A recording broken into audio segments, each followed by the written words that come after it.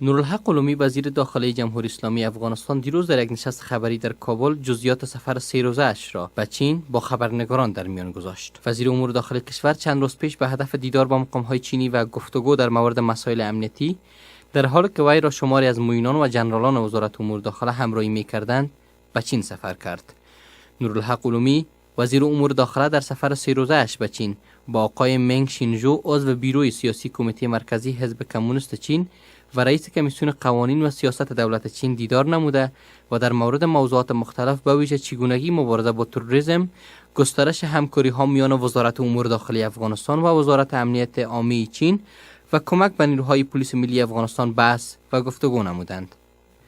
آقای جو سفر وزیر امور داخلی افغانستان را به چین نشانه ای از حسن نیت و حکومت وحدت ملی افغانستان نسبت به چین دانسته و روابط دولت جدید افغانستان با چین را پر اهمیت عنوان کرد. آقای جو با آنکه از تلاش‌های اخیر دولت افغانستان برای تامین صلح ابراز خرسندی نمود، از علاقه‌مندی وزارت امنیت عامه کشورش برای همکاری با وزارت امور داخلی افغانستان یادآوری نمود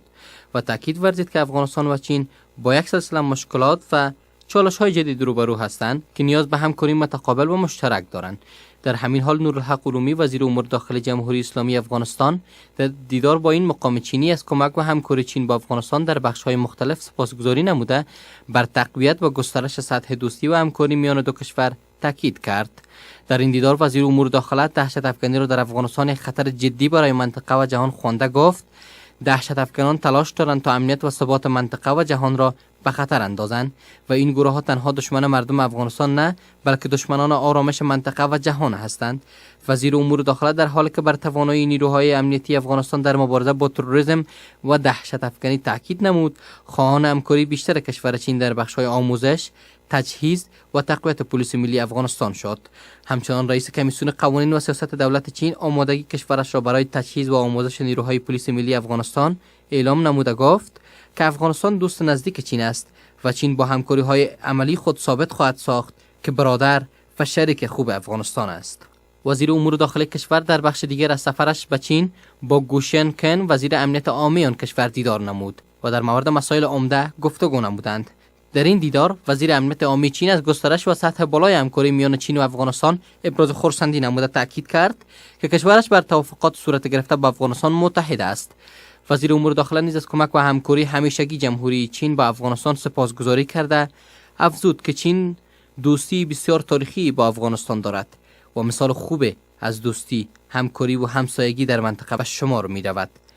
و تقویت این دوستی منجر به تضعیف و منزوی شدن افراطیت و دهشت افکنی در منطقه خواهد شد. وزیر امور داخله تصریح کرد که هدف دهشت افکنان زیر هر نامی که هستند به خاک و خون کشاندن مردم جهان است و نیاز است در برابر این گروه ها مبارزه جدی و پیگیر جهانی صورت گیرد. وزیر امور داخلی کشور در سفرش به چین یک تفاهم نامه همکاری دوجانبه را با همتای چینیش به امضا رسانید و آن را در راستای تأمین صلح و امنیت در منطقه و جهان و استحکام روابط دو کشور سودمند خواند.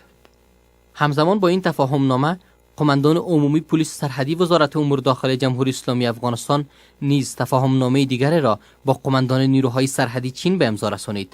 بر اساس این تفاهم نامه در عرصه‌های حفاظت از سرحدات، تأمین امنیت مناطق سرحدی میان دو کشور، جلوگیری از عبور و مرور غیر قانونی افراد در سرحدات دو کشور و همچنان جلوگیری از قاچاق مواد مخدر در سرحدات افغانستان و چین، نیروهای سرحدی دو کشور با هم همکاری خواهند داشت. در جریان این سفر وزیر امور داخلی کشور از دانشگاه امنیت عامه چین که مسئولیت آموزش نیروهای پلیس کشور چین را به عهده دارد نیز دیدار نموده و خواهان بورسه های تحصیلی برای منصوبین پلیس ملی کشور گردید. همین گونه وزیر امور داخله از انستیتوت تحقیقاتی وزارت امنیت عامه چین و نمایشگاه تجهیزات و امکانات پلیس چین دیدار نمود.